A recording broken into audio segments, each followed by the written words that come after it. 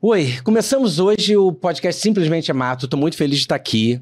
Não vou demorar muito para apresentar Gabriela Capim.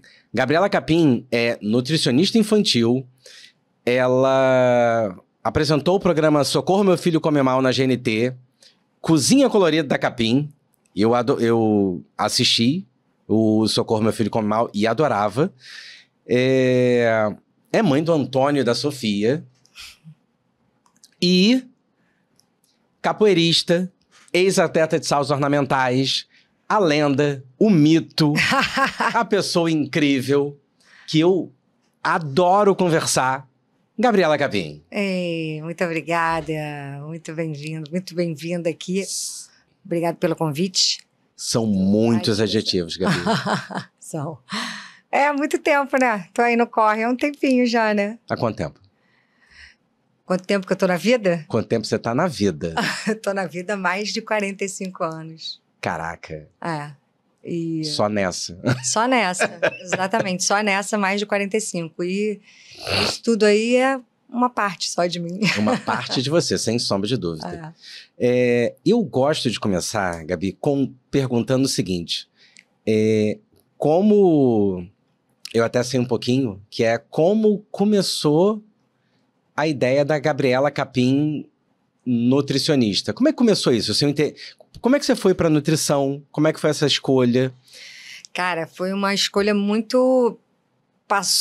Foi um processo até chegar nela, né? Porque eu, quando era adolescente, eu era atleta e eu queria viver aquela vida de atleta, ir para as Olimpíadas. O meu sonho era ir para as Olimpíadas. E quando eu entendi que eu, como atleta, não ia conseguir, eu comecei a pensar outros caminhos e uma das opções era fazer educação física. Porém, eu olhava para o lado e via os professores de educação física todos meio duros, assim, sem muita...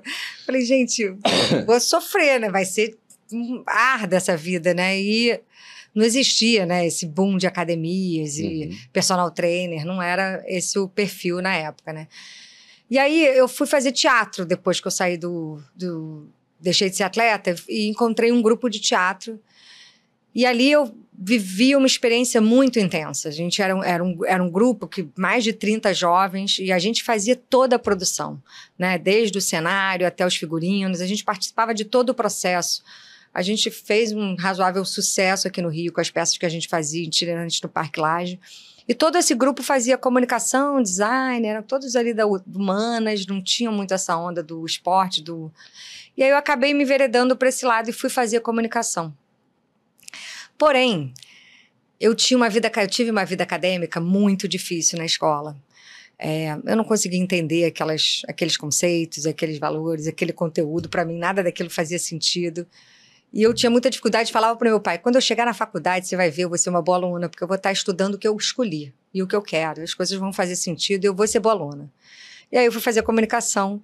E no primeiro período eu repeti 5 das 7 matérias que eu fazia, porque só queria jogar capoeira, dançar forró e ir para as chopadas. Aí eu falei, cara, essa faculdade não me pegou, o que eu vou fazer? E nessa época eu já estava fazendo capoeira e conversando muito com o meu mestre. Eu lembro de algumas conversas em que ele foi um dos estimuladores a fazer nutrição, porque ele pegou a sacada, ele falou, a nutrição tem a ver com saúde, tem a ver, você pode ir para o lado dos atletas, você é uma atleta, né? Você migrou dos saltos ornamentais, veio para a capoeira, você faz capoeira com muita facilidade, então tem uma coisa aí, toda vez que a gente faz evento, que a gente vai viajar, não sei o quê, você é a dona da comida, você que faz o cardápio, você que cuida do que a gente vai comer, por que você não vai para esse lugar? E aí eu fui. Na verdade, teve um episódio que meu pai foi muito importante também, porque meu pai era cirurgião pediátrico do INCA. E quando eu falei para ele que eu queria fazer essa mudança, sair da comunicação e ir para a nutrição, ele não foi muito a favor, porque ele falava que qualquer área da nutrição, qualquer área da saúde que não fosse medicina, era um médico frustrado. E eu falava para ele, não, pai, tem uma coisa muito diferente na nossa percepção, porque eu quero falar de saúde e você cuida de doença. Só isso já muda muita coisa, né? Então, aí ele falou, então beleza, então você vai passar um dia comigo no INCA com o nutricionista de lá. E eu acho que ele fez isso para me testar e para eu desistir. Você se chocar com a imagem. Exatamente.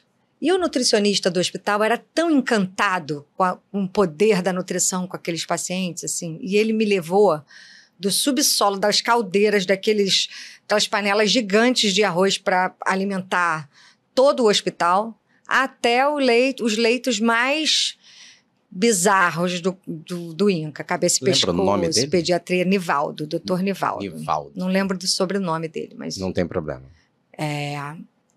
E ele era encantado com o poder da nutrição, sabe? Quando a gente chegou na pediatria, quando a gente chegou nos casos mais graves, as crianças sorriam para ele quando ele chegava na... Falei, gente, voltei para a sala do meu pai e falei, então, pai, isso mesmo que eu quero fazer. Ele falou, ué, era para você desistir. Falei, pois é, mas não desisti. E aí eu fui fazer vestibular de novo e toda aquela tensão de novo, e aí passei para a faculdade de nutrição e eu era uma das melhores alunas da minha turma, sem muito esforço mesmo, assim. Que maravilha. Eu sentava, eu escutava, aquelas coisas faziam sentido para mim, era fácil sentar e estudar, era fácil sentar e eu lembro que depois de velha, né, quando eu fui meu filho tem dislexia, e quando a gente foi identificar a dislexia dele, eu parei e falei, cara, eu acho que eu também tenho dislexia, acho que eu também tenho algumas questões nesse sentido.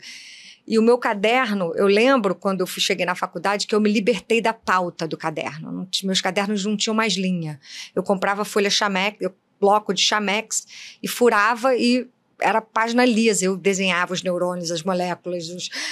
Meus cadernos eram os mais coloridos, porque para mim era muito importante eu ter esse lugar da imagem. E aí eu fui indo para esse lugar da nutrição quando eu me formei. Aí, bom, no meio da faculdade de nutrição, eu comecei a dar aula de capoeira para criança.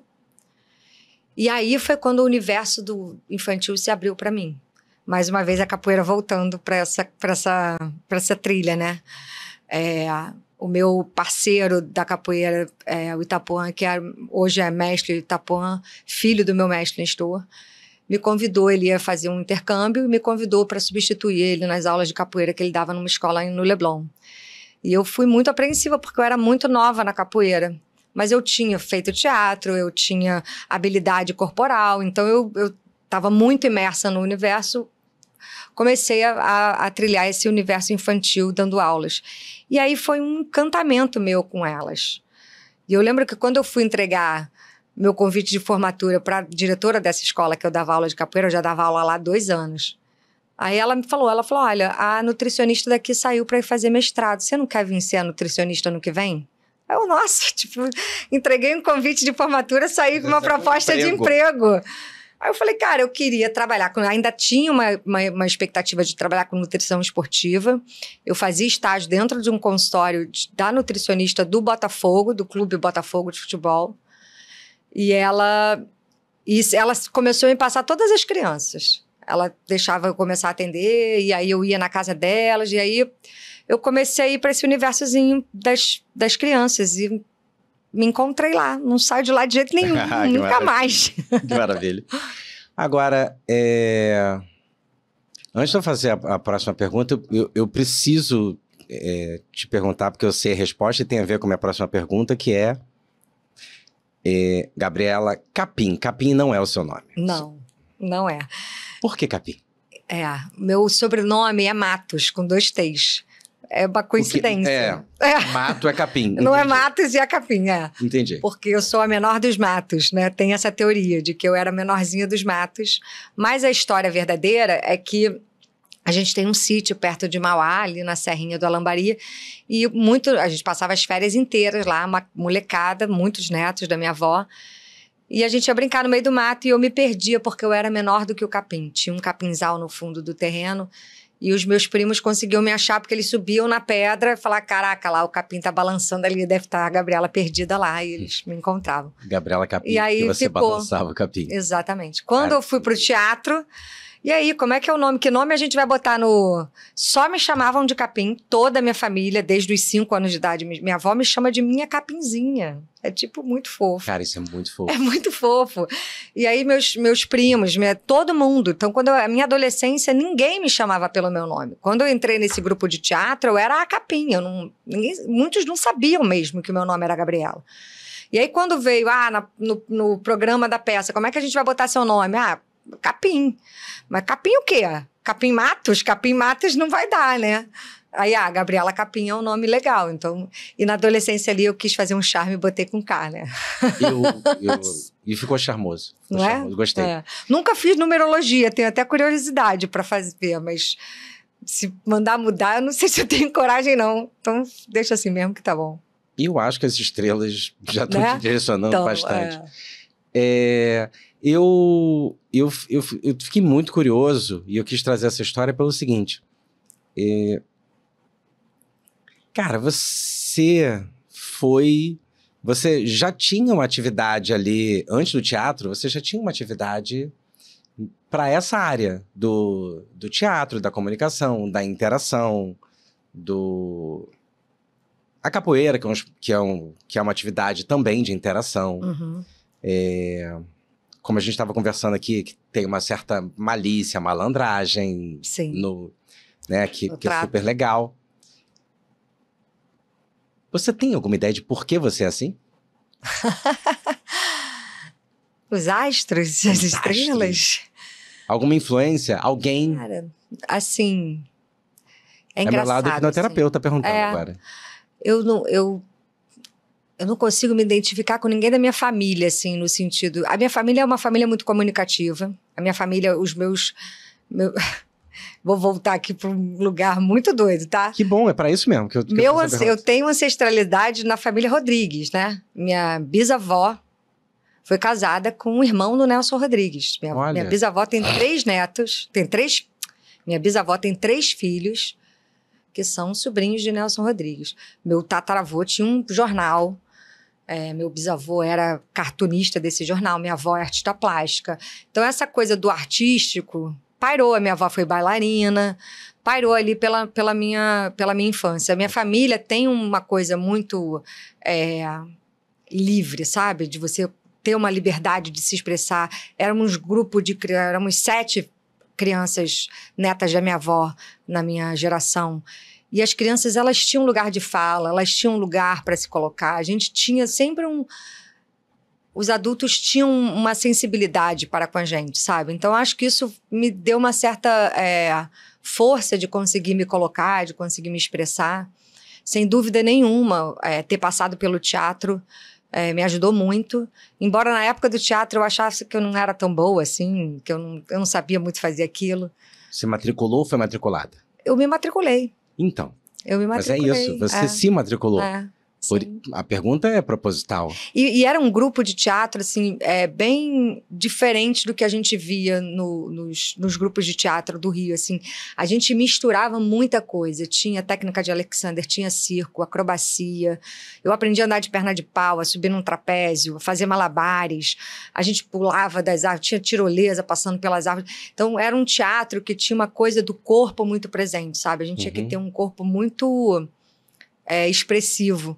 Todo teatro tem isso, né? Mas ali, era isso, a gente montou Alice no País das Maravilhas. O elenco inteiro tinha que crescer para Alice ficar pequenininha, né? E a Alice tinha que crescer e o elenco diminuir. Então, quando a gente via, eram 30 adolescentes jovens andando de perna de pau pelo Parque Lage. Então, isso foi trazendo pra gente, e aí depois reforçando isso na capoeira, uma certa autoconfiança mesmo, né? Eu tenho esse corpo, eu conheço ele, eu sei como ele funciona, eu sei até onde eu consigo chegar com ele. E isso me traz muita segurança para lidar com saúde, sabe? Porque eu percebo no meu corpo o resultado disso, desde sempre. Desde sempre. Eu lembro uma vez, agora é muito a minha parte leonina falando, tá? Eu lembro uma vez que eu estava fazendo prova de figurino para o Socorro. E aí a gente fica ali, né, de calcinha e sutiã, trocando de roupa, não sei o quê. E aí uma diretora virou e falou assim, nossa, o que eu faço, assim, pra ter essa barriga? Aí eu, sei lá, joga capoeira há 20 anos, come bem a vida inteira.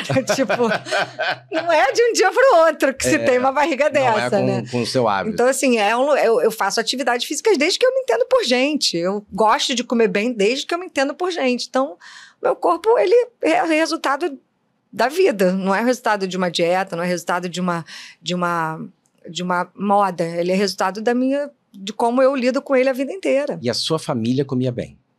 Minha família comia bem, meu pai sempre comeu muito bem. Minha família, assim, minha mãe, assim, minha família, meu núcleo, né, meu pai e minha mãe, a gente sempre comeu de tudo. Na minha casa sempre teve muita fruta, muito legume, muita verdura.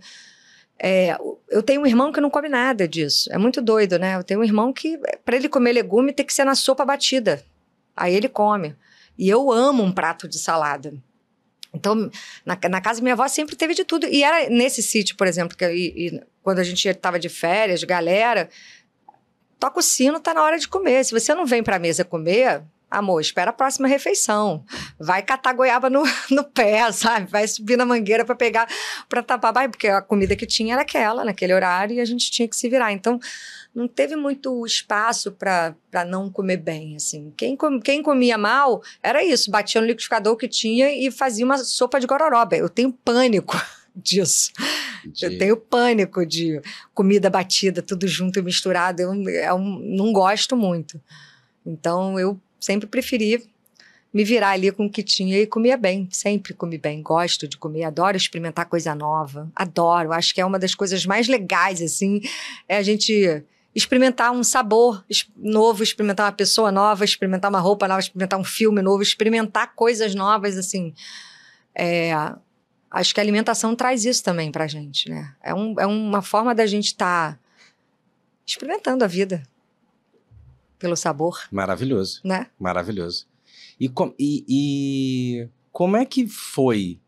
Você teve lá, você recebeu sua proposta de emprego, você começou a trabalhar nessa escola, e como é que vai disso pra GNT? Pra televisão. É engraçado, assim, também um caminhozão, né? Eu me formei em 2003 e eu fui estrear no Socorro em 2010, então se passaram 10 anos aí, né? Quando eu cheguei na escola, o que eu sabia era fazer conta. Calcular o VET, né, o valor energético total, dividir lá carboidratos, gorduras e proteínas, entender as fibras e os minerais, como é que eu ia colocar ali. Então, eu sabia fazer conta direitinho, calcular um cardápio perfeitamente para as crianças comerem. E na primeira refeição que eu servi, eu vi que as crianças não comiam as nossas contas, né? Maravilha isso. Às vezes, o caminho do prato para a boca era o mais difícil de chegar. E aí, conversando com as crianças, entendendo, tive uma sacação. Eu tenho muito isso, assim, eu tenho umas sacações mesmo que eu falo que é a hora que eu me conecto, sabe? Que vem direto, eu viro só veículo, sabe? E aí eu falo, cara, eu queria dar aula de culinária para essas crianças. Eu quero botar essas crianças perto do alimento, de algum jeito. Ai, Capim, não tem horário disponível, não tem um ambiente adequado, não dá para ter aula de culinária. Tá bom. Então eu peguei uma bacia de alface, sentei num tanquezinho daqueles de creche, botei um banquinho, sentei e comecei a lavar alface. E as crianças que estavam brincando no pátio, Capim, o que você está fazendo? Tô lavando alface, me ajuda? Tô lavando tomate, me ajuda? E aí eles começavam a me ajudar. Eu sacava que aquelas crianças que colavam em mim, começavam a me ajudar ali, topavam colocar o alface no prato, topavam colocar a cenoura no prato. Eu falei, cara, isso realmente dá certo. Botar as crianças no processo do alimento estimula alguma coisa ali. E aí, numa dessa, veio uma mãe perguntar para mim o que tinha na cenoura da escola que era mais gostosa que a cenoura de casa. E, por acaso, naquele momento, assim, era uma cenoura ralada, crua, que eles tinham me ajudado a ralar. Eu falei, bom, se bobear... Eu tenho umas brincadeiras. Se bobear o dedinho do seu filho, que ralou ali junto, e aí deu uma temperadinha na cenoura e ele gostou mais. Mas falei, cara, não, é uma cenoura ralada. Nesse dia em específico, foi uma cenourinha ralada. Falei assim, não, porque ele falou que é mais gostosa, não sei o quê. Poxa, eu queria levar ele no seu consultório pra gente conversar e ver se você me ajuda na alimentação dele. Só que eu era recém-formada, eu não tinha um consultório.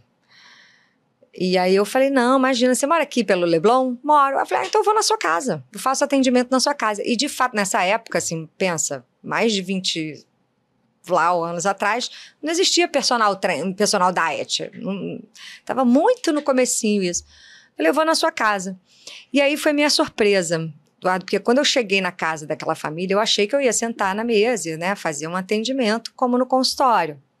Só que a casa era um caos. Era um caos. Pai estressado do lado, a mãe descabelada do outro, a babá que não sabia o que fazer com a criança, a cozinheira que não sabia onde botava a comida, porque estava a mesa casa era um escritório, era um caos. Eu falei, gente, não tem como essa criança sentar e comer bem, tranquila.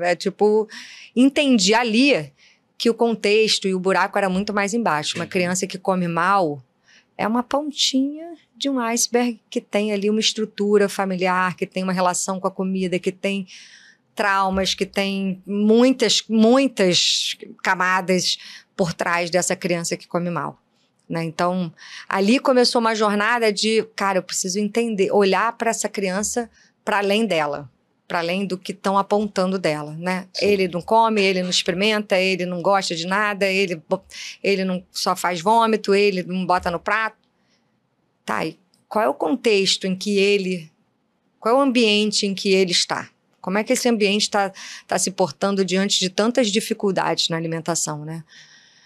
E aí eu comecei essa caminhada de trazer a alimentação para um lugar leve, construir um ambiente prazeroso para a criança estar na mesa, trazer o alimento como ferramenta de educação, como ferramenta de cultivar afetos, né, de vínculo afetivo. Eu gosto muito de trazer esse conceito do vínculo afetivo para a mesa, porque a gente fala muito dele no aleitamento materno, né? Sim. Quando um bebê nasce, tão fundamental a mãe ter essa dedicação de dar o peito, e a gente sabe o esforço que é e quão comprometedor é essa relação com a mãe, com o bebê, essa simbiose é tão forte. Quando a gente consegue esse vínculo, a gente sabe 350 mil estudos comprovam essa relação efetiva do aleitamento materno com vínculo afetivo e toda essa parte imunológica e de estrutura psíquica mesmo do bebê. Eu falo que quando a gente começa a fazer a introdução alimentar, o ouro de uma introdução alimentar está em estender esse vínculo para a mesa, sabe? O mais precioso da introdução alimentar para mim é como é que a gente estende o vínculo afetivo que foi criado ali no peito e traz para a mesa. Para que a mesa passe a ser esse colo, esse ambiente em que a criança fique confortável, que a criança se sinta segura, que a criança se sinta acolhida e possa falar de tudo, né? E a gente possa conversar e trocar com essa criança ao longo da vida em volta da mesa. Então, quando eu fui entendendo que o buraco era mais embaixo, que a casa tinha uma estrutura que a gente precisava conversar melhor, que o caminho da criança, que a criança precisava conhecer o caminho do alimento antes dele chegar no prato dela para se envolver com aquilo. Aí eu fui construindo todas essas pecinhas, comecei a dar aula de culinária dentro da minha casa, comecei a dar oficinas e workshops para as funcionárias do lar, né, para as cuidadoras, para as cozinheiras. Aí eu comecei a entender esses pais de uma maneira um pouco mais sensível, porque em algum momento no começo eu tinha uma certa raiva desses pais. Como que deixa a criança comer mal? Como que você está oferecendo refrigerante numa madeira para o seu filho? Você não tem noção? Não tem noção. Não sabe o mal que faz. Porque a gente tem aí uma luta muito desigual com a indústria alimentícia. Então, são muitas camadas mesmo. Aí, passado esses 10 anos, eu comecei a construir esse lugar de, cara, falou de alimentação infantil no Rio de Janeiro, começou a ter esse burburinho de que a Capim faz um trabalho muito legal. Comecei a fazer colônia de férias, em que o alimento era uma ferramenta de interação com as crianças. Isso, eu fiz a minha primeira colônia de férias em 2008. E de lá para cá, aí o GNT começou a ouvir falar. Como eu tinha feito teatro, tinha ali uma herança de amigos que enveredaram para esse universo do audiovisual, do teatro, do cinema, muitas amigas e amigos com produção de cinema. E aí o GNT me convidou para fazer algumas participações em programas que eles já tinham, né? Alternativa à Saúde, fiz algumas participações no Super Bonita, no próprio Saia Justa, tinha algumas coisas. E aí veio uma amiga minha da época do teatro, que era roteirista e falou: Capim, o GNT tá com uma encomenda, eles querem fazer um programa voltado para alimentação infantil. Você me ajuda? Ajudo. Sentamos, formatamos ali 3, 4 ideias. E quando ela estava saindo da minha casa, eu falei: cara, Ana, sabe uma coisa que eu ia achar muito legal? Mostrar que é possível uma criança comer bem. Ela: como assim? Eu falei: cara, esse trabalho que eu faço, que eu vou na casa das pessoas e eu ajudo essas famílias a olharem para a alimentação de um jeito mais leve, e quando a gente vê, a criança está comendo bem. Eu ia ser muito maneiro mostrar isso, sabe? Porque a gente fica o tempo inteiro apontando pra criança, come mal, que não come... Mas, cara, é possível uma criança comer bem e achar legal. Mais legal é isso. É. E ela falou, tá bom, agora você quer ser apresentadora de TV. Eu falei, não, mas, né, ia ser legal. E aí, quando ela foi pra reunião, o GNT falou, legal, mas, poxa, ainda não é isso. Aí ela soltou do mesmo jeito. Falou, cara, olha, a Capim tem um trabalho que é assim, ó. Ela vai na casa das pessoas e ela faz uma revolução lá pra galera começar a comer melhor. Aí eles falaram, isso aí tem cara de ser bom. Tava no auge daquela Super Nene. Sim, sim. E aí virou, tipo, a Super Nene da comida, né? E aí eu fui, a gente fez um piloto que foi super bem aceito. Sei lá, em 3 meses eu tava estreando o programa. Foi uma loucura. Eu tinha filhos pequenos nessa época. Era uma maratona louca. Mas foi muito legal. Você gravava no Rio ou em São Paulo? Gravava no Rio. A gente gravava no Rio inteiro, né? Porque rodava, né? A gente rodava a casa das pessoas. Então a gente gravava, cada temporada eram 13 episódios, cada temporada a gente tinha 13 famílias para dar conta. E já aconteceu de tudo que você possa imaginar, assim. De família desistir no meio do caminho, de família, de entes da família falecerem no meio do caminho, e a gente não... Como é que continua esse processo? Caraca. Assim, foram mais de 100 famílias acolhidas pelo Socorro, assim, diretamente, né? Mais de 60 famílias diretamente pelo Socorro. Então, muita história. E aí era isso, a gente gravava de manhã numa casa em Niterói e de tarde numa casa em Bangu. No dia seguinte a gente ia para Belfor Roxo e para Vieira Soto. Qual o caso que, assim, que quando você lembra, assim, você tem vontade de contar? Você fala, qual o caso, ou porque é mais difícil, ou porque foi engraçado, qual o caso que você acha que vale a pena trazer, assim, do tipo, cara, isso aqui, quando eu fiz o programa, porra, isso foi inesquecível. Assim, tem vários casos muito emblemáticos do Socorro, né? Mas tem um que foi uma história muito vivenciada pela gente nos bastidores. Uhum. Ele não...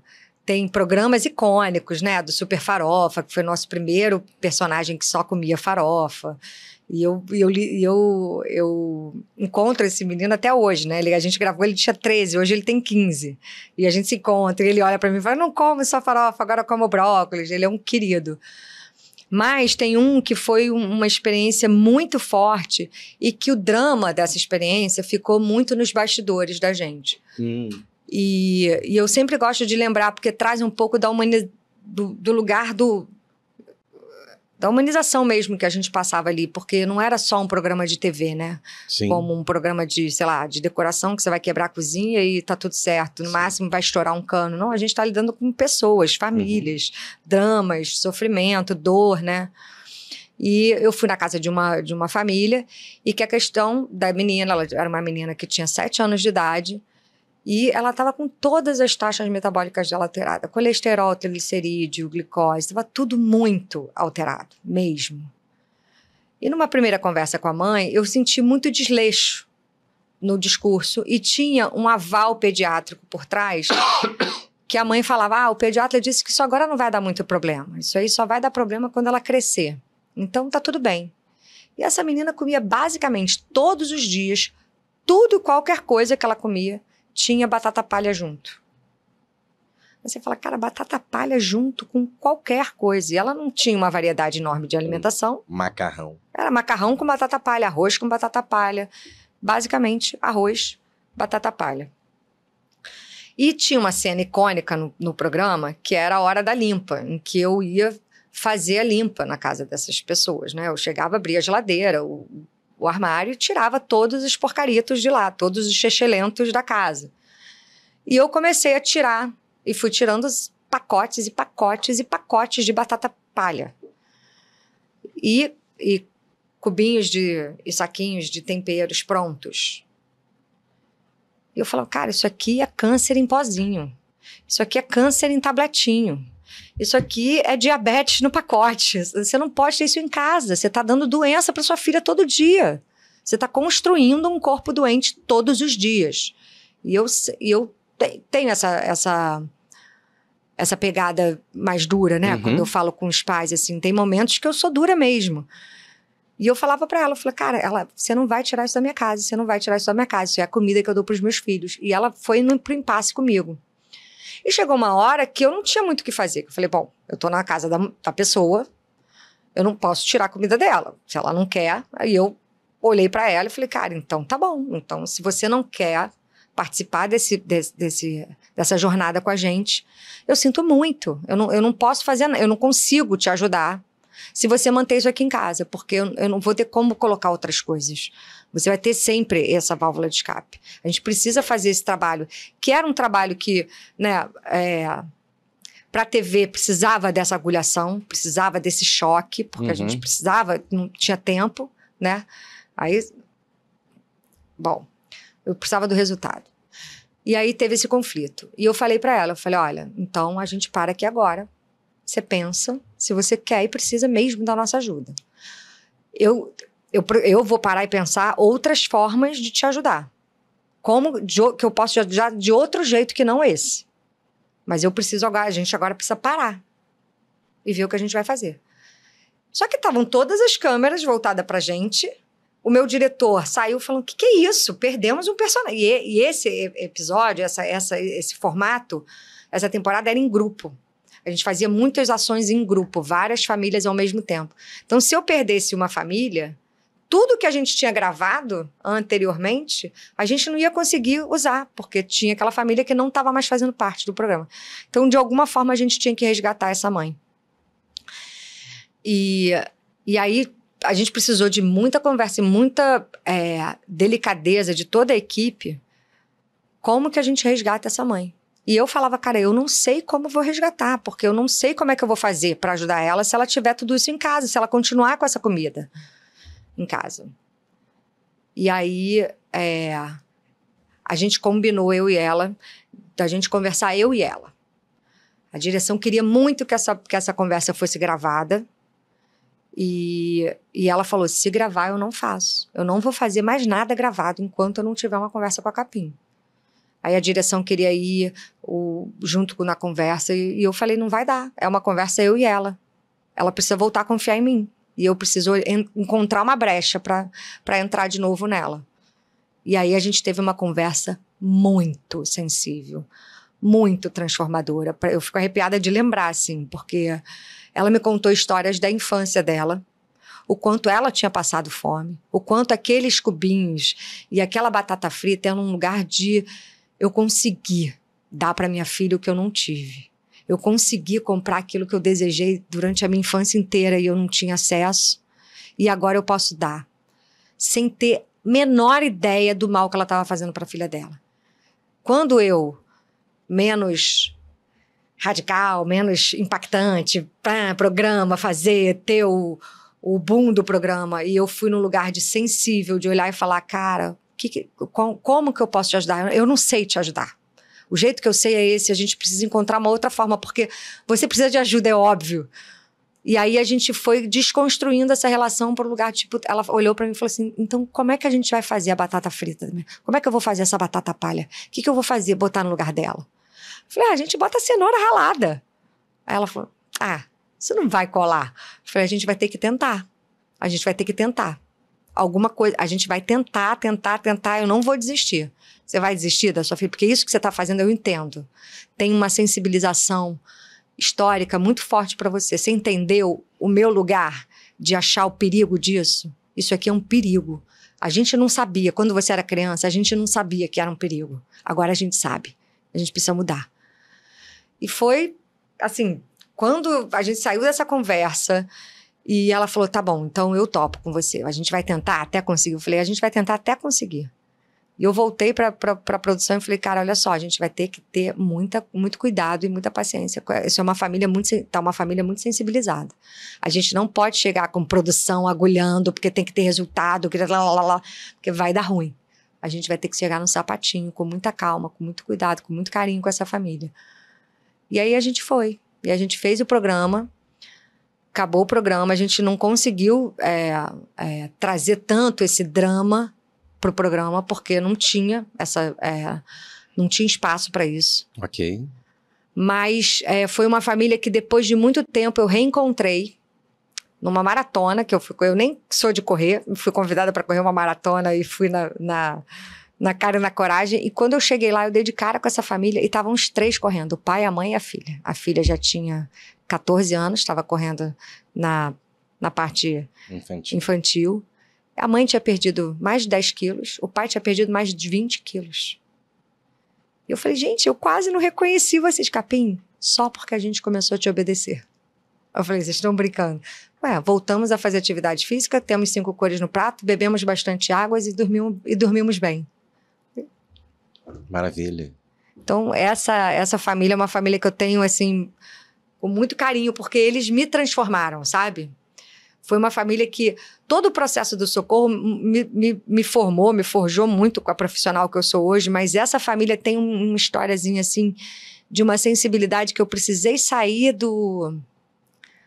da persona Gabriela Capim e voltar para minha infância, voltar para o meu lugar de construção para conseguir conectar essa família, sabe? E dali para frente, hoje em dia, é mais difícil eu largar essa Capim e botar a Gabriela Capim na frente, sabe? Quando eu boto a Gabriela Capim na frente, hoje tem mais essa sensibilidade do que tinha antigamente, com certeza, a partir dessa experiência. Eu adorei essa história, porque eu tenho essa percepção de que a gente aprende com muitos pacientes. Sim. Cada um a gente aprende um pouquinho, mas alguns vão ajudando a gente a ser um profissional melhor. Total. Total, eu brinco, eu tenho tantas estratégias e tantas manobras para fazer uma criança comer bem, porque muitas vezes deu errado. E porque muitas vezes a ideia era deles. A ideia veio a partir de uma resposta da criança, para eu inventar uma coisa na hora e criar em cima daquilo que ela tinha me dito, sabe? Então, essa escuta atenta para as crianças é um lugar muito rico, muito, muito rico. E de muito ensinamento mesmo.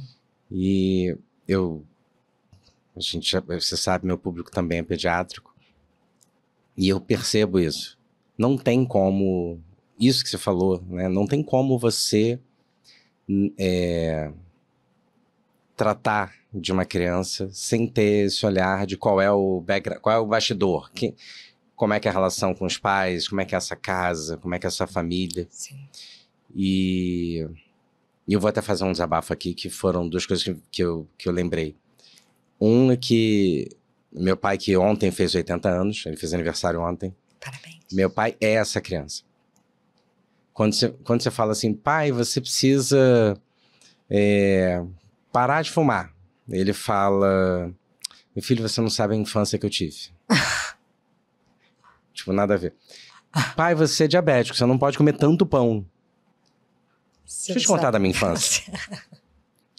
E aí você vê exatamente isso que você acabou de descrever e que fez muito mais sentido para mim agora. Eu já tinha um entendimento, mas não ficou muito mais claro, através desse exemplo, como é que é essa relação do eu venci, da infância difícil que ele teve, enfim. E uma outra... Isso foi uma das coisas que me fez adorar essa história, além dela realmente ser maravilhosa. E a outra coisa foi uma amiga minha, que a filha assistindo Peppa Pig, a Peppa Pig apareceu em mais de um episódio comendo cachorro-quente. E o filho, que não lembro a idade dele, mas que não tinha a menor ideia, falou, mãe, eu quero cachorro-quente. Sim. E ela, pediatra, falou, cara, não quero dar cachorro-quente pro meu filho. E aí ela pegou, fez um molho para cachorro-quente, comprou pão de cachorro-quente e botou uma cenoura cozida. Ah, maravilhoso. Agora tu não sabe o que é cachorro-quente. Sim. Ele mordeu amarradaço. Claro. Comeu, bicho. Uhum. Maravilhoso isso. Sim. E cara, uma coisa que acontece muito no meu dia a dia são famílias onde, por exemplo, tem uma doença de Hamato que se chama deficiência de G6PD, que a criança tem restrição a alimentos com corantes, com química, enfim. E eu dou diagnóstico em criança de meses, 1 mês, com deficiência de G6PD, porque tem no teste do pezinho. Eu já tive mãe que falou assim, criança com 1 mês, falou, olha, então ele não vai poder comer biscoito recheado, não vai poder comer nada que tem corante. Aí a mãe pergunta assim, mas ele não pode comer baconzitos? Eu falo, graças a Deus que nenhuma criança pode. Essas coisas não deveriam existir, Essas né? coisas não deviam existir. Ele pode menos ainda. E na boa, pergunta pra ele o que é baconzitos. Porque ele não tem a menor ideia. Exatamente. Isso é importante para você, eu entendo. Tem a ver com a sua relação de prazer e baconzitos. Que ele vai ter outra relação de prazer, que é completamente diferente. E deficiência de CSPD é muito interessante porque eu falo isso porque é verdade. Você tem uma enzima que ajuda a proteger a sua célula vermelha das agressões que corante, alguns remédios fazem. Eu falei, não é que eles agridem as células do deficiente de CSPD, eles agridem todas as células. Ele tem menos escudo. É isso. Simples assim. Então, aproveita que que o ideal é você fazer uma mudança aí de cardápio e aproveita para também se alimentar melhor. Todo mundo. Porque... É um clássico. Porque ele só tem menos escudo. É agressivo para todo mundo. Todo mundo, exatamente. Não, essa coisa do ultraprocessado é uma luta, né? Eu sou aquela ativista dos não ultraprocessados, xexelentitos pra lá, né? A gente... Tem uma ativista que luta capoeira, é perigoso, gente. Que seja.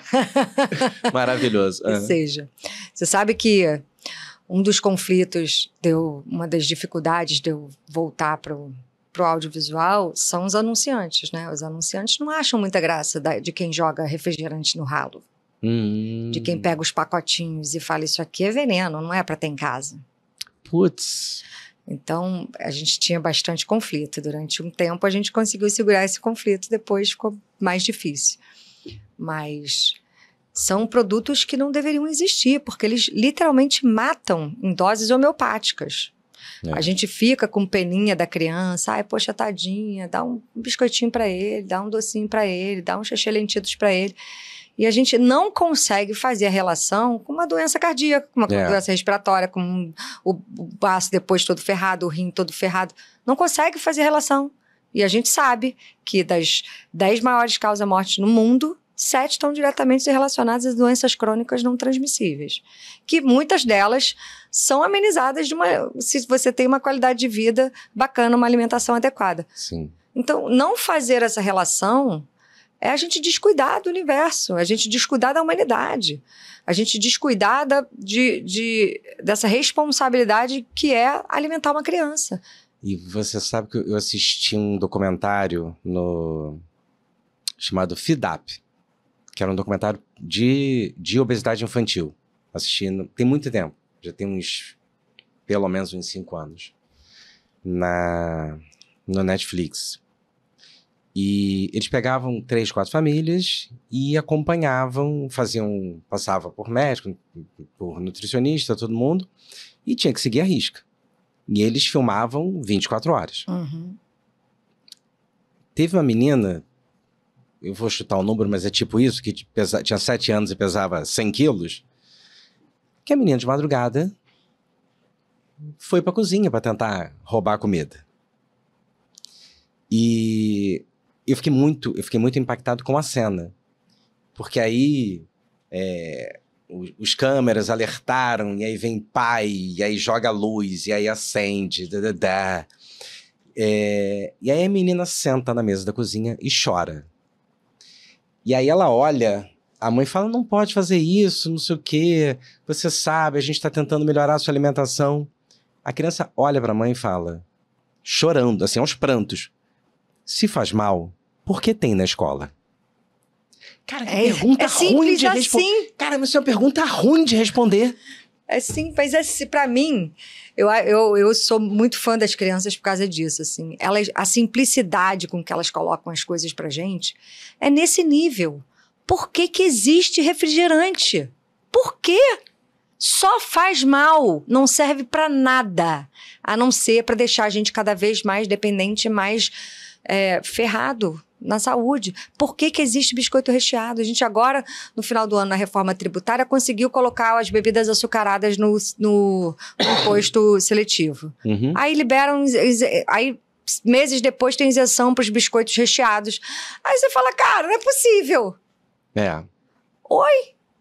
Como é que pode? Como é que pode estar dentro da escola? A escola, ela hoje, para mim, ela tem um papel muito delicado nesse processo, assim, porque as escolas estão cada vez mais absorvendo funções que eram da família. Sim, né? Concordo muito. E isso traz uma sobrecarga gigantesca para as escolas. E a alimentação das escolas passou a não ser mais um problema da escola, porque as escolas terceirizaram essa demanda. Então, a criança que tinha que estar comendo na mesa com os pais, hoje come na escola, sem nenhuma referência de adulto, porque são várias outras crianças, com um fornecedor que visa lucro. Essa conta não vai fechar. A criança não vai comer bem na escola, porque a comida é diferente, porque não tem afeto, porque não tem vínculo, porque não tem relação. Tem só mais uma função a fazer. E é em 15 minutos, tá? Porque senão vem outra turma, porque o almoço não corre. Então, como que resolve? É uma questão, assim. E eu converso com muitas escolas, tá? Com muitos fornecedores de escolas, como que essa conta passa a fechar. Enquanto a gente não se der conta, e isso que puxando sardinha para o meu lado, a gente é o que a gente come, não tem jeito. Sem dúvida. A nossa relação com a saúde está diretamente relacionada ao que a gente come. Então, a gente não sobrevive sem comer, sabe? A gente come no primeiro ao último dia da nossa vida. É uma relação que é fiel, leal a vida inteira. Você vai ter. Se não é uma relação construída na base da leveza, da consciência e do acolhimento, é uma relação destruída, é uma relação que vai trazer prejuízo para a saúde, não tem jeito. E eu tenho algumas perguntas sobre isso, porque quando eu trabalho na hipnoterapia, eu recebo adultos para tratar a compulsão alimentar, obesidade, enfim, essas coisas, e recebo também muita criança com seletividade alimentar. Essa mudança de cardápio, infelizmente, não está só nos colégios, está também nos hospitais. Eu tive, infelizmente... Cara, os hospitais ainda é mais grave ainda. Não, eu tive uma paciente que tinha prisão de ventre, né? Tinha constipação, e eu falei, cara, você precisa, quando pedir o cardápio, porque nutrição hospitalar, principalmente de hospital privado, tem uma questão maior aí de cardápio, né? Sim. E a gente sabe que nutrição hospitalar é muito mais do que fazer cardápio. Eu falei, tem que pedir mais legume, verdura, não sei o quê. A resposta dela era uma adolescente. Foi, eu peço, mas só vem nugget de batata frita. Eu falei, porra, um hospital que tá tratando uma criança com câncer, era um linfoma, e que vem nugget de batata frita, porra, que droga. Cara, que é isso? Eu vivi uma situação dentro do hospital com a minha afilhada, que era de chorar. Minha afilhada tinha 1 ano e 3 meses, mamava no peito e tomava suco verde de café da manhã. Comia de tudo. Descobriu um tumor na suprarrenal dela, teve que internar para fazer uma cirurgia, com 1 ano e 3 meses.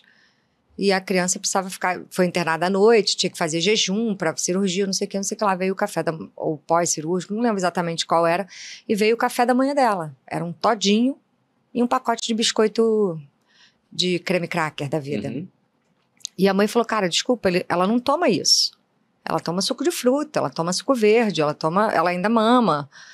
Ah, não, o peito tudo bem, pode dar, mas suco verde não tem como a gente fazer. Não precisa fazer, a gente traz de casa. Não tem como. Tá, então, suco, solução. Uma fruta, o que você... Todinho, né? Tipo, achocolatado com biscoito de água e sal, não vai rolar. Ah, não, então tá, vou ver o que a gente pode trazer. Aí trouxeram um suco de caixinha da fruta pra ela. Eu falei, cara, estão dando suco de fruta pra uma criança de 1 ano e 3 meses dentro de um hospital. Uma criança que tá com... Tipo, como, gente? Eu já vi paciente internado para tratar alguma infecção. Eu também fico. Eu já vi um paciente internado para tratar infecção e que fez reação alérgica, né? Fez rasgo cutâneo. E a causa foi o suco de caixinha. O corante do suco. Ai, que fofo. É uma droga. Agora, eu vou te fazer uma pergunta que eu... Cara, se você não tiver a resposta disso, eu sei que vai vir, vai te iluminar. Vai vir a luz. Eu sei disso. Você é a verdade nutricional, o caminho e a vida. Vamos lá. Adoro. Vai. Cara, eu sei, olha só, a gente tá falando de nutrição infantil. O cardápio infantil, o hábito alimentar, ele é construído através dos pais. Fato. Como quebrar essa maldição hereditária? Ai, cara, então aí a gente trabalha com adulto, né? A gente não vai trabalhar com a criança. Porque quem vai quebrar esse ciclo tem que ser um adulto. Posso discordar no meio? Pode. E não é nem discordar. É o seguinte. Uma das dificuldades, e essa é a minha percepção como pediatra, eu posso estar equivocado. A minha percepção como pediatra é que sim, a gente precisa tratar os adultos, mas tem um quê dessa criança que faz birra, que quer, e que... E essa política do não contrariar, do não, da criança sempre sorrindo, aí sim. O depois a gente resolve. O depois a gente resolve é muito. Muito prejudicial à saúde. Porra, é muito, muito. Então, a gente precisa tratar o adulto e a criança. Sim. É porque quando eu falo do adulto, assim, desde que eu sou criança, eu ouço dizer que o Brasil, que as crianças são o futuro do Brasil, né? Essa frase é uma frase clássica. Sim. Né? E aí eu falo, cara, agora eu já não sou mais criança, e eu olho e falo, se as crianças são educadas por adultos doentes e equivocados, não tem como a gente botar essa carga pra cima deles. Não. Coitada dessas crianças, elas estão sendo educadas por adultos que estão com saúde comprometida. E aí saúde eu coloco num âmbito mais amplo, tá? Claro. Saúde física, mental, emocional, espiritual, né? O nosso mundo hoje está regido por pessoas muito doentes. Sim. Que não tem nenhuma sensibilidade com a essência da vida, né? Então, quando eu falo de quebrar esse ciclo pelos adultos, é que sim, eu acho hoje que os adultos precisam se sensibilizar com a delicadeza que é você educar e formar uma criança. Então, quando eu coloco essa dinâmica de sentar à mesa para comer, tem tanta coisa envolvida no sentar à mesa, tem a troca do analógico, do olho no olho, que você está conectando com uma outra pessoa, você não está conectando com o celular. Tem o entender o caminho desse alimento que saiu lá da horta, que alguém plantou, que alguém colheu, que alguém regou quando estava seco, que alguém cobriu quando estava chovendo demais, que alguém transportou, que alguém vendeu, que alguém levou para o mercado, que alguém foi no mercado, alguém teve de trabalhar para ter dinheiro ou para outro alguém ir no mercado para levar para casa para fazer essa comida. Vaca dá leite, não é caixa de papelão que dá leite. E aí a comida tá na minha mesa, eu falo eca, sem nem experimentar, não vai rolar. Não tem essa opção. Claro. Então, quando a gente não entende, quando a gente tá na mesa e a gente vê a comida, isso é mais um assunto, isso é mais... você vai alimentando essa criança de outros valores, de outros sentimentos, de outros afetos, né? Preenchendo essa alimentação de outras formas. E aí, quando a gente tem um adulto que é vazio disso, fica muito difícil da gente trazer esse valor, né? Então, aí existe também o caminho inverso, né? Quando a gente consegue sensibilizar e tocar uma criança e essa criança levar para casa isso. Isso também é muito rico, né? A gente vê isso muito acontecer, né? Muitas crianças perguntam, Capim, mas o meu pai não tem 5 cores no prato. Então você pode dizer para o seu pai que ele precisa ter 5 cores, que se ele não tiver 5 cores, você também não precisa ter. Porque por que uma criança precisa ter 5 cores no prato e o adulto não? Porque ela precisa crescer forte e saudável. Sim, e você precisa envelhecer forte e saudável para ver o seu filho crescer forte e saudável. Porque senão você vai ter um piripaque com 30, com 40, 50 anos e o seu filho vai ter 15, 20. E você não vai estar mais aqui para ver ele. Então, trazer esse lugar do adulto se responsabilizar pela alimentação dele, entendendo que a alimentação dele é responsabilidade para educar o filho, é fundamental para o processo, porque aí você tem espelho, você tem em quem essa criança mirar. Porque na hora que essa criança come arroz, feijão e estrogonofe todo dia, e o pai leva... Eu já tive esse caso. O pai e a mãe levando no consultório e daquele jeito. Não come, não experimenta, só quer comer arroz, feijão e arroz e estrogonofe, não sei o que. Ah, tá bom, eu vou, dou maior atenção pros pais, eu ouço tudo. Aí uma hora eu falo assim, então tá, então agora me fala um pouquinho da alimentação de vocês. Eu vou falar ou você vai falar? Eu falei, o que tá acontecendo? Não. Aí a criança fala, porque eles também só querem comer arroz e estrogonofe. Eu falei, e o pai é forte, joga futebol no final de semana, corre na lagoa durante a semana, faz atividade. O pai tá lá. Na imagem dessa criança, ela tem um pai forte, saudável. Mas não tá. A gente sabe que não tá.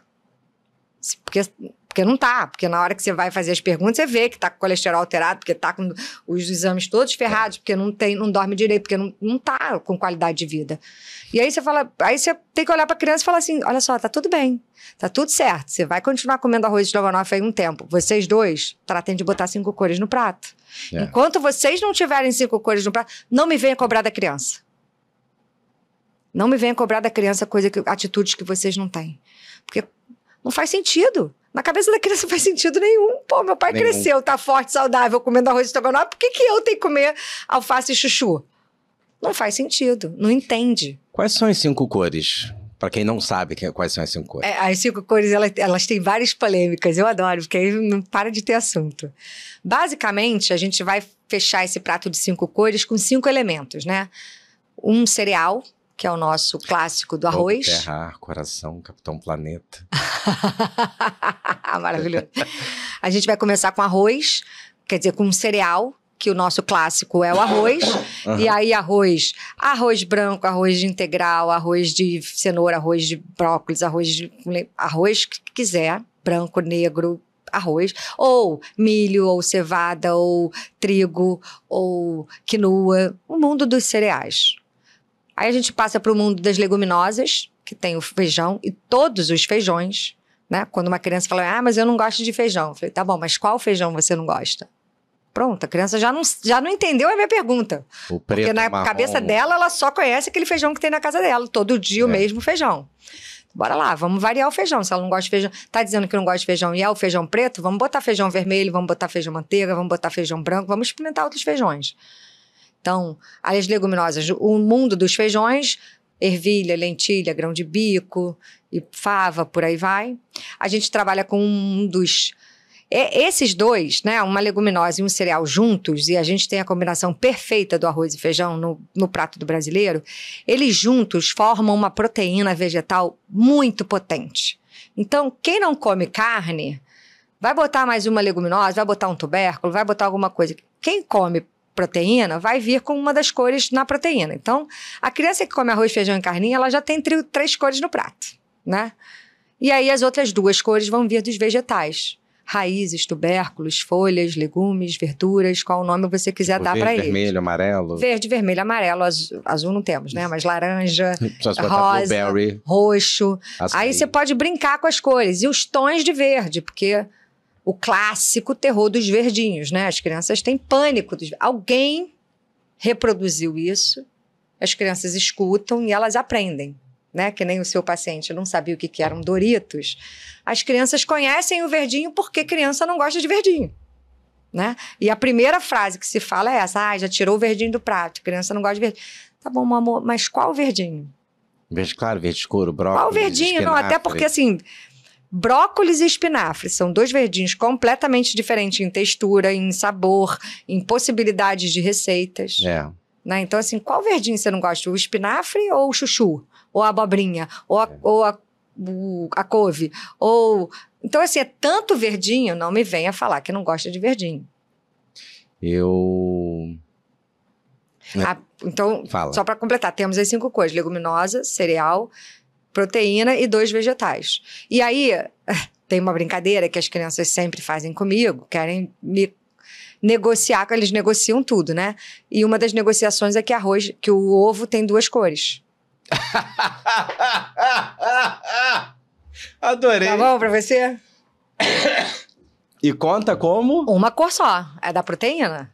Ah, tá. O ovo, ele entra ali na composição. Mas ele é da cor do arroz. Da proteína.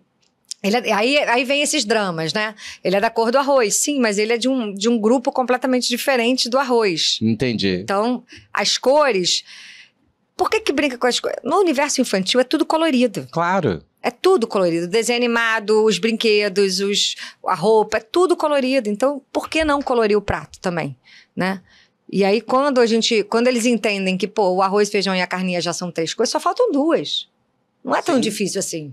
Não. Né? E não precisa ser um prato inteiro de salada. Pode ser um pedacinho um quadradinho de tomate, assim. Pra criança que não come tomate nunca, ela comer um pedacinho de tomate, um quadradinho, um tomatinho e cereja, eu já tô achando ótimo. Ontem ela não comia nenhum, agora ela come um. Daqui a 2 meses, quem sabe, ela come 3.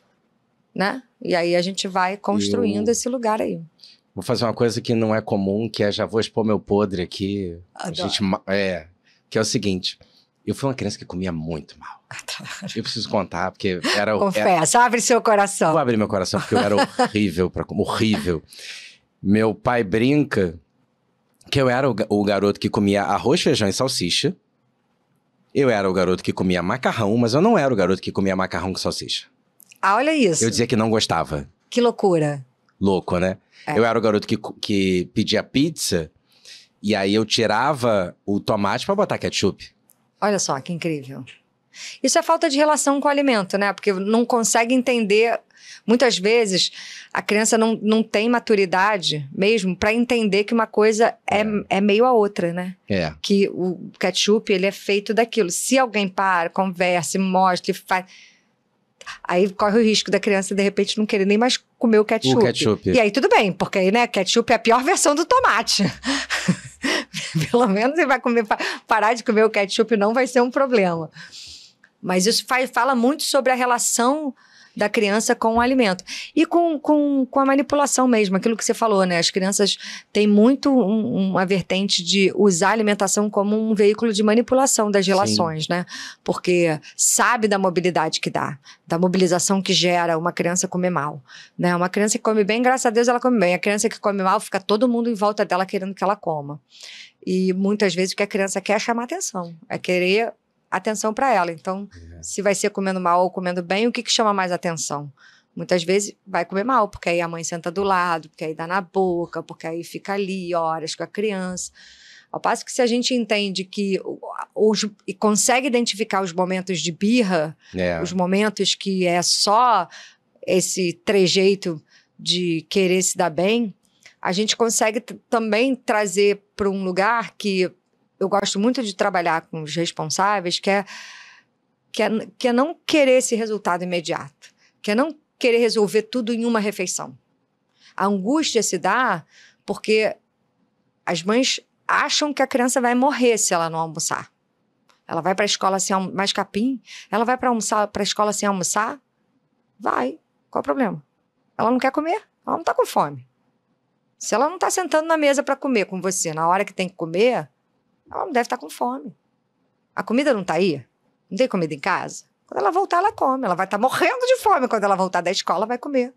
Então, assim, esse medo de perder, esse medo de enfrentar a criança, muitas vezes vai colocando a própria criança num lugar de muito risco, né? Porque é isso, o limite, ele gera contorno. Uhum. E esse contorno gera segurança. E essa Eu adorei isso. O limite gera contorno. Contorno. E o contorno gera segurança. Sim. Ó, um jeito de você pensar sobre isso, visualizar fácil isso, é pensar na tela da janela. Okay. Quando a gente tem uma criança, a gente bota a tela na janela com medo da criança cair, né? Ok. Então, é um limite físico para a criança não cair da janela. A sua janela tem tela. E a criança pode subir e ficar sentada no parapeito da janela? Se tiver tela, você se sente mais seguro dela sentar ali. Tá, você deixa ela sentar no parapeito mesmo com a tela, né? Porque você tem uma tela física. Só que o que acontece? Não são todas as janelas que têm tela. E ela vai achar que pode sentar na janela.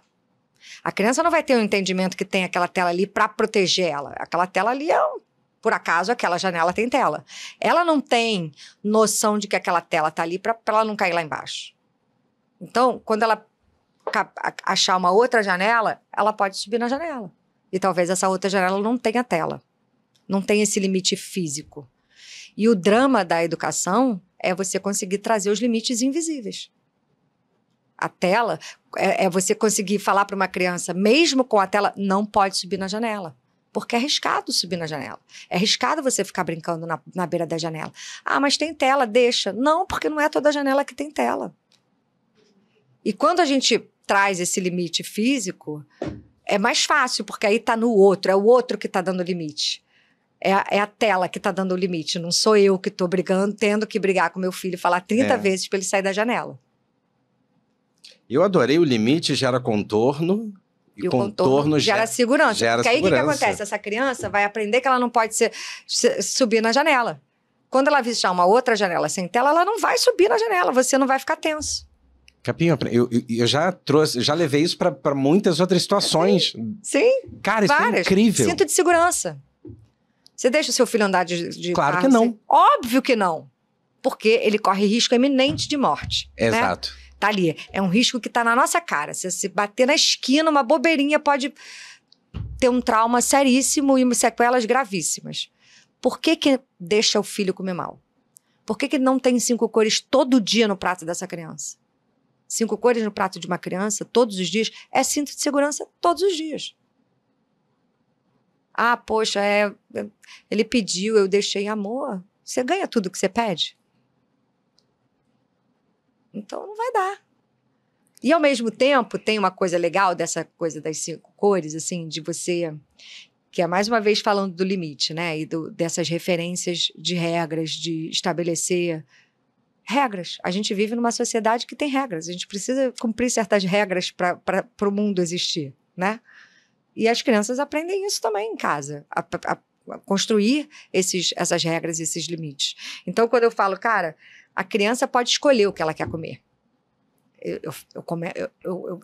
Eu dou esse poder para a criança, tá? Desde sempre. A criança, ela tem o poder da escolha. Pedir não é vergonha, negar não é grosseria. Escolher, ela pode. Mas quem vai sugerir as opções é o adulto responsável. Ah, sim. Então... Ela pode escolher dentre as opções que o adulto der. Claro. Se eu pergunto para uma criança, o que você quer comer? Aí ela vai falar assim, nugget com batata frita. Putz, ela pediu... E agora? Ela pediu nugget com batata frita. Outra coisa, eu falo assim, qual verdinho você vai comer? O chuchu ou a abobrinha? Ela pode escolher. Ela não pode escolher não comer verdinho. Não comer verdinho não é uma opção. Excelente. Mas você pode escolher qual verdinho você quer hoje. Temos esses dois. Qual que você quer? E no que a criança começa a perceber que ela tem opções, ela vai se apropriando disso. É o verdinho que ela escolheu. É o verdinho que ela colocou no prato. É diferente de vir aquele prato pronto que ela só tem que comer. O que alguém escolheu na quantidade que alguém achou que era o tamanho da fome dela.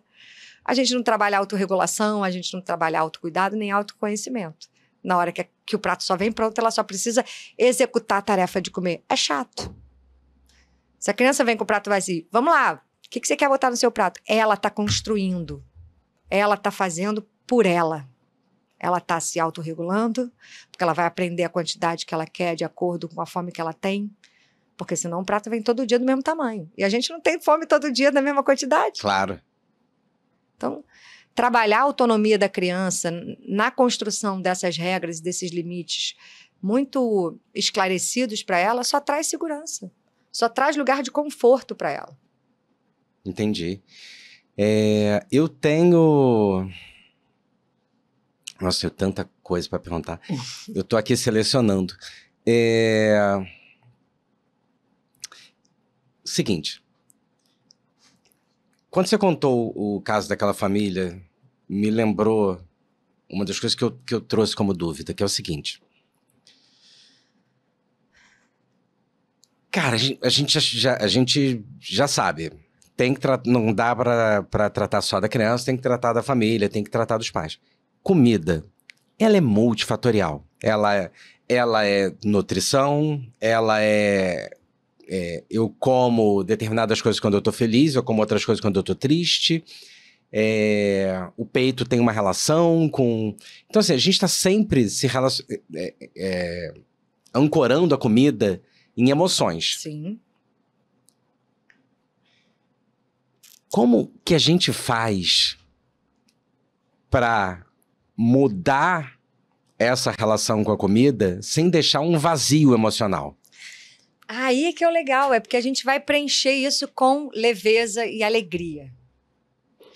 Porque quando uma criança come muito, muito mal, né, come arroz e ovinho, qualquer coisa que ela come a mais é positivo. Ok. Tá? E se a gente constrói esse lugar de, ai, capim, mas... que é um clássico. Ai, mas ela comeu, mas ela só comeu um fiapinho de cenoura. A gente deprime esse um fiapinho de cenoura. Expectativa. A gente, poxa, mas botei o feijão, ela deu 2 colheradas e não quis mais. Ontem ela não comia nenhum feijão. São 2 colheradas a mais do que ontem. São 2 colheradas a mais que ontem. A criança que comia... São raras as crianças que comem mal desde sempre. Que saíram do peito ou mesmo da mamadeira. Começou a introdução alimentar e já veio comendo mal. E não fez uma boa introdução alimentar e comeu mal desde... É muito raro isso acontecer. A maioria dos casos vão comer bem ali até os 2, 3 anos. Quando chega ali para os 2, 3 anos, começa a uma seletividade alimentar. Por quê? Natural da idade deles, cara. É muito incrível isso. Porque quando eu falo isso, dá um alívio na alma de todo mundo, né? Porque eu falo, cara, a seletividade natural a partir dos 2, 3 anos é um processo... A seletividade alimentar, a partir dos 2, 3 anos, é um processo natural do desenvolvimento da criança. Se a gente sabe disso, a gente aprende manobras para driblar isso. Por que acontece? Bebê, peito, colo, simbiose, mãe, bebê, uma coisa só, né? A partir ali dos 6 meses, que é quando esse bebê começa a se distanciar um pouco da mãe, começa a olhar para essa mãe de um outro ângulo, na hora de se alimentar. A alimentação passou a se deslocar da mãe, né? A mãe ainda está ali fazendo a introdução alimentar, mas não é mais a mesma coisa. Esse bebê começa a se deslocar dessa mãe. Quando chega ali, e aí a mãe está ali. Agora pensa na introdução alimentar. Eu amo essa imagem. A mãe plena, dando peito, porque já passou todo o perrengue do início da amamentação. Quando chega ali com 5, 6 meses, a gente dá peito feliz, é uma praticidade ótima, tira em qualquer lugar e tem a comida pronta. Maravilha. Começou a introdução alimentar. O que acontece? Essa mãe está tensa, ansiosa, porque ela vai voltar a trabalhar dali a 2 semanas, descabelada, desesperada, não sabe se a criança vai gostar da banana ou não. Cadê minha mãe? Acolhedora, segura, confortável, tranquila, para me dar esse alimento. Sumiu, junto com o peito. Então, aquilo que eu falei lá no comecinho, da gente conseguir trazer para a introdução alimentar essa expansão do vínculo afetivo. Beleza, chegou ali 1 ano, ele está comendo operário. Criança de 1 ano, ali por volta de 1 ano, ele come que nem operário. Ele come porque tem que comer, faz bilu-bilu, come, entende a comida ali, dá um conforto e tudo certo. Dos 2 para os 3 anos, ele começa a reconhecer os outros. Então, já não é mais a mãe. Agora tem outras pessoas olhando para mim. Essas outras pessoas olham para mim. Eu sou o bebê, eu sou o centro. Quando vira ali para 1, 2 anos, que ele começa a conviver com outros bebês, esse bebê começa a falar, ih, olha só, tem outros iguais a mim aqui. Ah, interessante, outros parecidos. Na virada do 2 para 3 anos, ele fala assim, mas eu não sou igual não, eu sou diferente. Eu quero ser diferente. Eu não tenho verdinho no prato. Eu não gosto de feijão. Para ser diferente do que está rolando ali no lugar. Então, o que a gente orienta? A introdução alimentar, desde a primeira banana amassadinha que você vai dar para o seu filho, você vai pegar a banana do cacho, com o bebê no colo, e você vai lá descascar essa banana, com o bebê vendo essa banana ser descascada, amassar essa banana na frente do bebê, e aí você vai dar a banana para o bebê. O bebê já interagiu com a banana, ele já está querendo tirar a banana da sua mão, ele já está querendo comer a banana inteira, ele já está criando uma relação afetiva com aquele alimento na leveza. Porque ninguém precisa que ele coma aquela banana.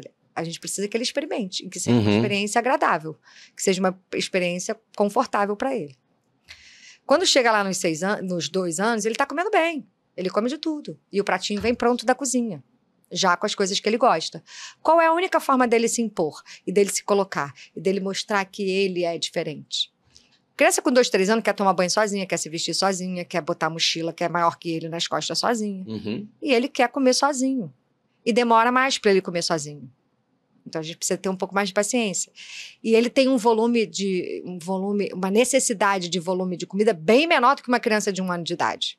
Uma criança de 1 ano de idade, muitas vezes, come um prato muito maior do que uma de 2 e 3, por questões metabólicas. Está numa fase de crescimento e desenvolvimento muito maior do que 2 para 3, né? Primeiro ano de vida tem um gasto metabólico muito maior. Uhum.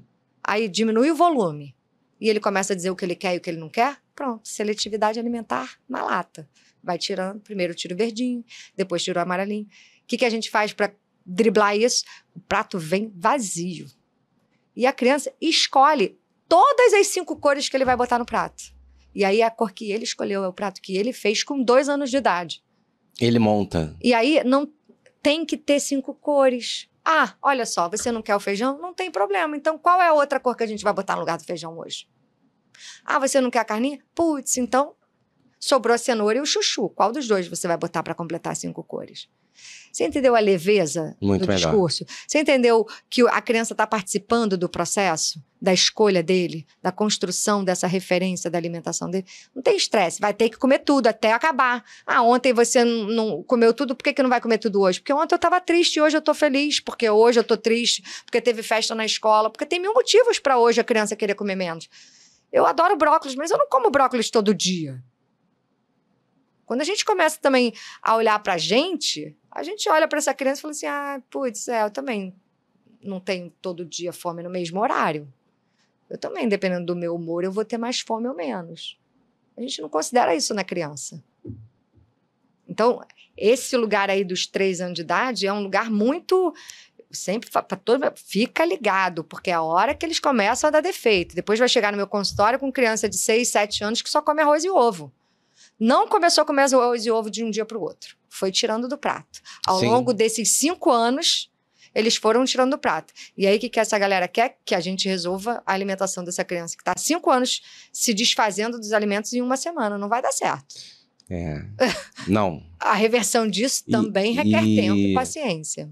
E eu explico no consultório, né, uma coisa que a gente fala muito na hipnoterapia, e você falou muito aqui. Criança aprende pelo que você faz e não pelo que você diz.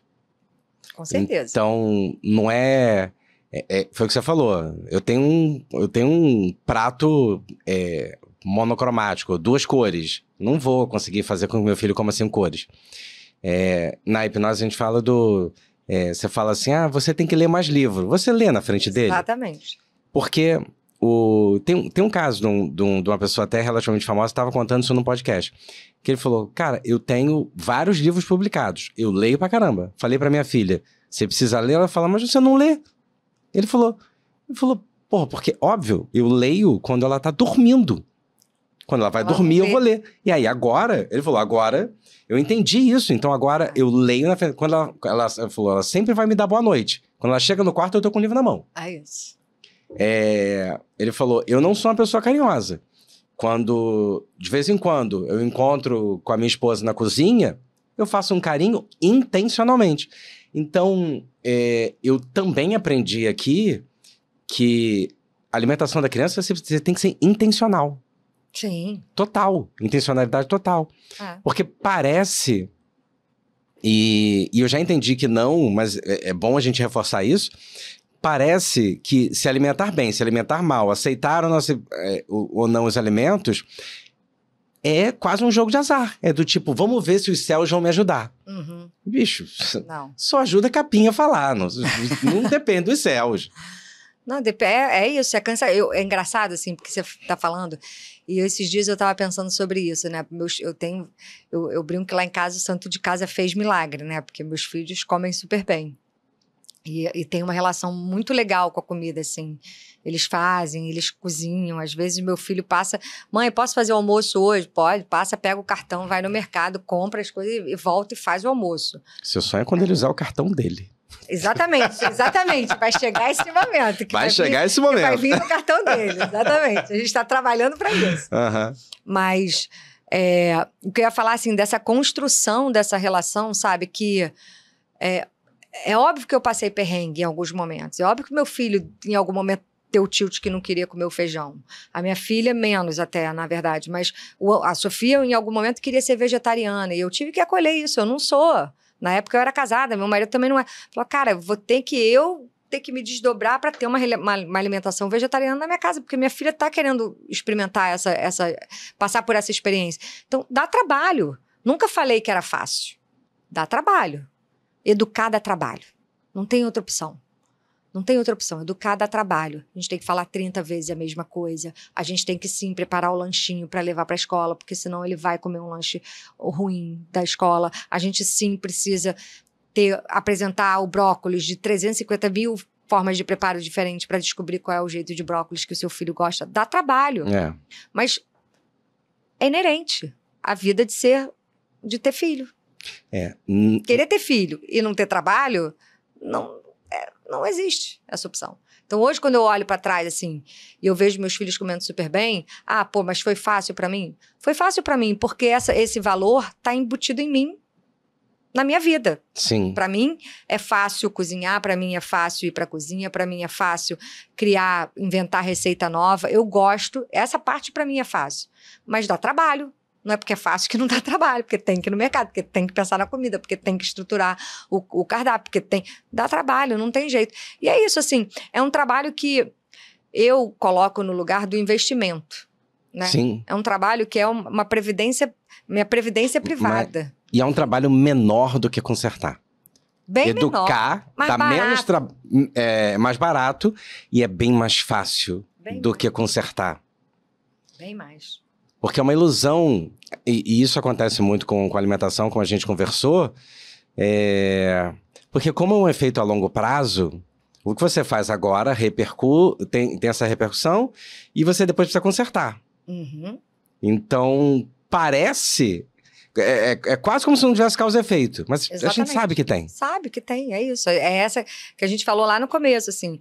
É não se dar conta de que a má alimentação mata todos os dias milhares de pessoas. Milhares de pessoas morrem todos os dias porque comem mal a vida inteira. E aí tem um ataque cardíaco, e aí desenvolve um câncer, e aí desenvolve uma doença hepática, desenvolve uma doença... Não que as pessoas não... se todo mundo comer super bem, não vai morrer, eu comi bem a vida inteira. Acontece, a gente sabe que acontece. Mas a probabilidade diminui bastante quando você tem uma dinâmica de vida saudável, assim. Quando você faz uma alimentação... Eu gosto desse exemplo, eu aprendi isso, que é, quando você faz essa alimentação ruim, você tá na estrada de dar ruim. Mas ainda não deu ruim. Calma, você tá na estrada. Você vai chegar lá. Se não deu, vai dar. O que eu tô dizendo é o seguinte, o teu caminho já tem uma direção. É esse. Tu quer continuar nessa direção? É isso aí. E arriscar? Porque a gente não sabe realmente quando é que você vai chegar. Não tem data. Mas você tá no caminho. E assim, as pessoas me perguntam, mas o que é comer bem? Né? O que é uma criança que come bem? Eu falo, pra mim, comer bem é comer tudo e qualquer coisa em qualquer lugar. Aonde eu vou, eu como que tem. Meu filho vai pro Japão, vai comer comida japonesa, vai pro México, vai comer comida apimentada, vai pra China, vai experimentar espetinho de gafanhoto, sabe? Porque vai comer o que tem. Vai pra Disney, vai comer hambúrguer com cachorro quente. É o que tem. Agora, na minha casa tem 5 coisas, na minha casa não tem refrigerante, na minha casa não tem pacotinho. Porque na minha casa é a rotina, na minha casa é a estrutura que vai trazer esse corpo saudável. As exceções, as festinhas... É óbvio que meus filhos comem besteira. Eu não tenho a menor dúvida de que meus filhos comem um monte de besteira por aí. Mas eles têm a consciência do lugar que eles precisam voltar. Sim. Do lugar que eles têm como base na Identidade. alimentação e na vida deles. Com vários setores, além da alimentação. Então, isso que eu acho que é importante, sabe? É você ter... A criança que come bem, ela é livre, leve e solta. Ela é livre, ela pode ir para onde ela quiser. Ela pode dormir na casa do amigo, ela pode ir para casa da avó. A quantidade de criança que eu recebo que, poxa, mas ela não... vai ter uma viagem, e aí como é que eu vou fazer se ela só come arroz com ovo? Se ela só come macarrão com manteiga? A gente vai viajar e aí eu tenho que ficar no restaurante tentando desenrolar macarrão com manteiga. Olha só. A gente não está falando de alimentação, a gente está falando de socialização. A gente está falando de experiências de vida que a alimentação está limitando essa criança. Então, criança que come bem, para mim, é a criança que vai comer pizza na hora de comer pizza, cachorro-quente na hora de comer cachorro-quente e 5 cores no prato, salada quando tiver salada. Aí, tá comendo bem. Maravilha. Mensagens finais, Gabriela Capim. Porque eu sou obrigado, porque eu ficava horas conversando com você. Eu olhei ali a hora e falei assim, nossa, rendeu, hein? Rendeu. Mas ficava horas. Sim. E azar de quem não vai ver quando apagar a luz aqui, porque a gente vai continuar conversando. Mensagens finais. O que você quer dizer para essa mãe, para esse pai, para essa criança que está te assistindo? Qual o recado que você quer passar para essas pessoas? Cara, eu acho que o principal é a gente encontrar um lugar de leveza para falar disso, sabe? Construir uma alimentação saudável na construção. Não vai resolver de um dia para o outro. A criança não vai passar a comer bem de um dia para o outro. Isso é construído. E se a gente constrói com leveza, a criança se apropria dessas mini conquistas, né? Eu sempre falo do milagre das mini porções. Que é para botar 5... Meu filho só come arroz e ovo. Bota 5 cores no prato. Mesmo que seja um fiapo de cenoura, um fiapo de beterraba ralado, um resguinho de alface. Bota no prato. Porque quando tá ali no prato, ele entende que ele precisa comer isso. Se não tá no prato, ele vai comer o arroz e ovo todinho e na cabeça dele o registro é de que ele comeu tudo. Uhum. Quando a gente deixa o fiapo de beterraba, o fiapo de cenoura, ele olha e fala, não comi o que eu deveria comer. E aos poucos... Isso vai construindo dentro dele um lugar de consciência diferente do que comer tudo. Não comi tudo que eu precisava. Então, deixa esse fiapo escapar aqui, vou comer, ela não vai nem ver. E aí, quando viu, cadê o fiapo que estava aqui? Comeu. Numa semana, na outra semana, mais 2 fiapos, na outra. E daqui a 1 ano, talvez, o seu filho tenha 5 cores no prato. Poxa, Capim, mas só daqui a 1 ano? Se não fizer nada hoje, daqui a 1 ano ele vai comer arroz e ovo ainda. Mas se a gente conquistar um fiapinho de cenoura, um grãozinho de feijão, a cada dia, a cada semana, a chance dele estar comendo bem com 10 anos, eu falo, educar uma criança, criar uma autonomia de uma criança na alimentação dela, é construir um adolescente que cozinha pra gente. Maravilhoso. É por aí. E é construir um adulto responsável e que vai ter um olhar para além dele, sabe? A alimentação fala para além da gente, né? Eu gosto de trazer essa mensagem de que a alimentação saudável, ela é uma conexão da gente com a natureza todos os dias. A gente se conecta com a natureza todos os dias, nesse mundo de cão, que a gente fica no corre, na cidade grande, que a gente não consegue botar o pé no chão e que muitas vezes a gente passa o dia sem lembrar de beber um copo d'água. Sim. Comer uma maçã, morder uma cenoura, é você botar o pé no chão. É você voltar para a natureza todos os dias. Então, leveza no tratar, no estresse a gente não vai conquistar nada. Então tem que ser na leveza mesmo, mas com a constância. Todo dia um pouquinho. O milagre das microporções, todos os dias uma microporção no prato. 1 hora faz milagre. Cara, aprendi muito. Primeiro, já levei pra vida, né? Limite gera contorno, contorno gera segurança. Das 5 cores, eu gostei muito. Inclusive porque como pediatra eu só entendia das cores falando de legume e verdura, nunca incluí o arroz, feijão e a carne. Eu faço anotação porque eu tô aqui aprendendo. Muito bom. Aprendi, reforcei essa questão, a questão do exemplo. E, cara, essa mensagem final das pequenas porções, porque é muito verdade, essa ideia de você botar arroz, feijão e ovo, ele comeu aquilo, ele comeu tudo, é verdade, é a mensagem que ele vai mandar pra mente. Eu amei. Não, amei a nossa conversa. Eu também, amei. Cara, é sempre uma delícia conversar com você, é sempre maravilhoso. Você é uma pessoa incrível, aprendi muito, muito mesmo. E, cara, só tenho que te agradecer. Imagina, foi um prazer. Eu amei também, amei essa conexão, esse encontro. Eu amo falar disso, amo mesmo. Eu também ficaria aqui por mim, ficaria horas aqui falando e contando das histórias e relembrando essas estratégias e essas manobras que eu fui construindo aí ao longo dessa vida de nutrição. Eu amo muito o que eu faço, mesmo, assim, para mim é muito reconfortante quando eu encontro uma criança que me olha nos olhos e fala, Capim, agora eu tenho 5 cores no prato. E não, isso é maravilhoso. Tá feito. E eu, religioso como sou, já vou começar a pedir aos céus para mandar uma voz assim, volta! Combinado. Gente, Capim, obrigado. Gente, um beijo e até o próximo podcast.